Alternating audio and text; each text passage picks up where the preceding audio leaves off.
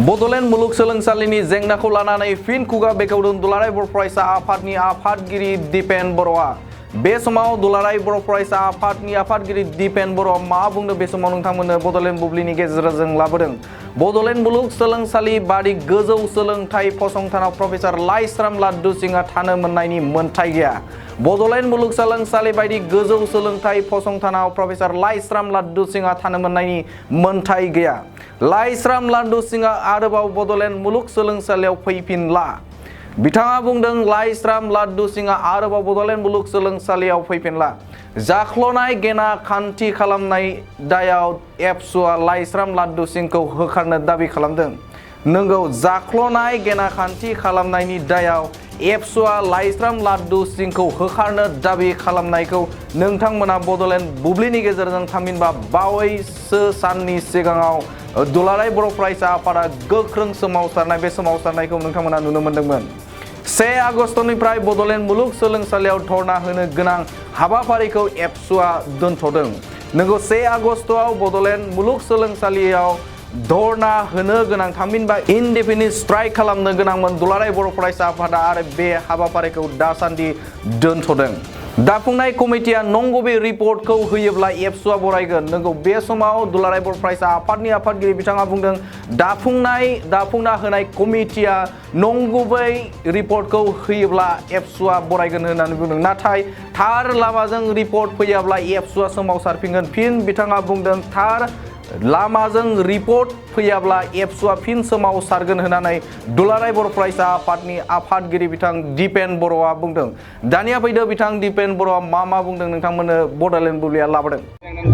बड'लेण्ड मुलुगसोलोंसालिनि vice chancellor लाद्दु Singh बिथाङा सासे अपदार्थ अकर्मण्य आरो सासे जाख्ल'नाय करापसनाव लिप्त थानाय सासे सुबुं आरो बेखायनो जोङो बेखौ गोलाव समनिफ्रायनो दाबि लाखिबोदोंमोन बिथांखौ बिनिफ्राय सासपेन्ड खालामनांगौ, होखारनांगौ। नाथाय आसामनि रायजो बेंगिरि मानगोनां बिथां आसामनि गिबि मन्थ्रि बिथांमोना जिखिनि राइट टाइमाव स्टेप लानांगौमोन लायाखैमोन। नाथाय एन्टि करापसन आरो CM भिजिलेन्सनि जि मोनसे इनकुवारि इनभेस्टिगेसन बेनि गेजेरजों बेखौ दायि मोननाय जादों। एक्युज्ड आरो एरेस्ट क्रिमिनेल कनस्पिरेसि एन'मेलिस फ्रड चिटिं 420 चार्जेसआव आरो बेखायनो बेखौ एरेस्ट खालामनाय जादों।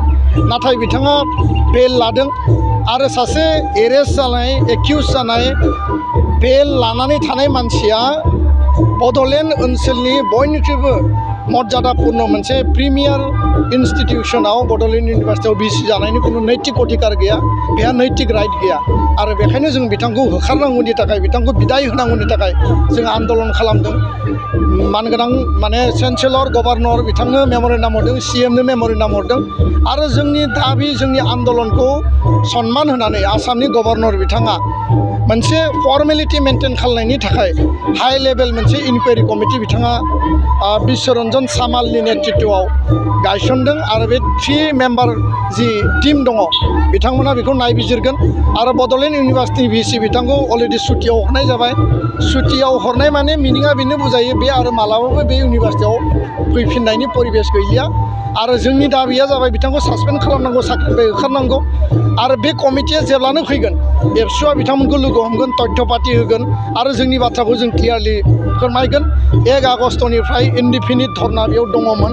बे धरनाखौ जों आपातत बे समाव जोङो दोनथ'दों आरो बे कमिटिजों जों सावरायगोन आरो कमिटिनि प्रतिवेदन, बे कमिटिनि जिखिनि तथ्य इनकुवारिनि सायाव निर्भर खालामगोन। बिथांमोना जुदि राइट ट्रेकआव खामानि मावोब्ला जोङो बिथांमोनखौ बरायगोन आरो जुदि राइट ट्रेकआव खामानि मावाब्ला जोंनि आन्दलना कन्टिनिउ जाफिनगोन।